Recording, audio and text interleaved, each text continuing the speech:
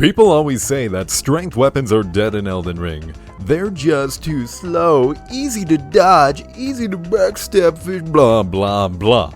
Well listen, with the drop of the new DLC Shadow of the Erdtree, we got a couple new options of colossal weapons, but there's one that stands out amongst the others as the new king of colossal weapons, and that is the ancient Meteoric or Greatsword. But before we talk about this weapon and what makes it so unique and better than the rest, be sure to subscribe to the channel so you don't miss out on any of my future Elden Ring content, and be sure to like the video so I know that you're enjoying this content.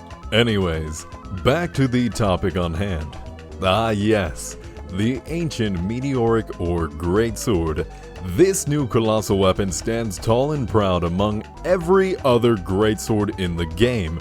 Not even just because of its unique Ash of War, but also because it has the highest AR compared to all other colossals in the game. But besides hitting like an absolute truck, the weapon is probably the best Ash of War that could possibly go on a Greatsword. It is called White Light Charge. This Ash of War causes your character to charge forward at super speed, thrusting your weapon forward and stopping at a set distance. Afterwards, if you hit the L2 or whatever Ash of War button you have, you will then do a big AoE explosion of white lightning that hits for a massive amount of damage. And yes, if the stab on the first part of the Ash of War hits, the second part is guaranteed.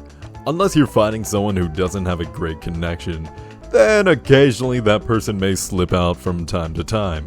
I genuinely wish that this Ash of War, you could put it on any weapon because god damn is it powerful. If both hits connect, which they should, a single Ash of War with this will do over 1,000 damage on a player easily, especially with this certain build setup I will show you right now. Starting off looking at my build here, you can see that my stats aren't perfectly fine-tuned for this weapon. This is just what I use to be able to use every weapon I want without respeccing every 2 seconds for video purposes. So with that being said, a fine-tuned stat build will hit even harder than the one that I am currently showing you here. Okay, so for the talismans, I'm running the Dragon Crest Great Shield. This is more so for defensive purposes. You guys can probably find something better to put here. I also have on the Great Jar's Arsenal Talisman just because this sword is hefty and weighs 22 pounds. So this is just so I'm able to actually run around with the weapon without being completely obese. Then for these next two, these are a must-have. We got on the two-handed sword talisman since we will be two-handing this thing all the time. Might as well get that extra bonus bit of damage from the talisman so we can stomp people even easier. And then we have on the Alexander's Shard for that extra Ash of War damage since this thing's Ash of War is a must use and makes this weapon a complete beast in PvP. There's no way you won't be using this talisman in this build if you want to do as much damage as possible. So I'm going to go over a couple things that I love about this Ash of War and this weapon that I feel works great in PvP.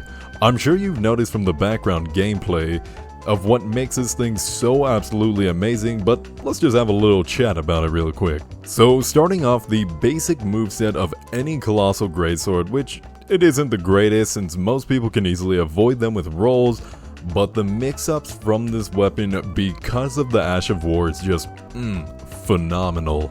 Most people like to spam jump attack with large weapons since they hit really hard, right? Well, I found it really good to jump and act like you're gonna do a jump attack, but just do a raw regular jump into the Ash of War. Most people panic roll seeing the jump alone and then don't expect an Ash of War to come out right away after they realize that you didn't even swing in the air. Also, if you do swing in the air, most people always rush in after the swing since now you're vulnerable, right? Well, once you hit the ground with the swing, you can then use the Ash of War to either catch them as they're rushing towards you thinking that you're a sitting duck, or you can even just use this as movement option to get out of the way. Either way, it's a great use after a jump attack or baiting a jump into the Ash of War. And most people tend to stay out of the way of greatswords and hang back slightly, thinking that they'll catch you from afar with something.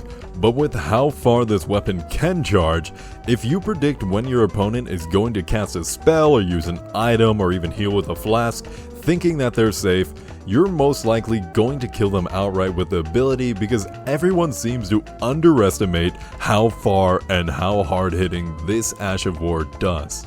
But anyways, that's going to do it for me, everyone. Let me know what you guys think about the Colossal Greatsword and its Ash of War.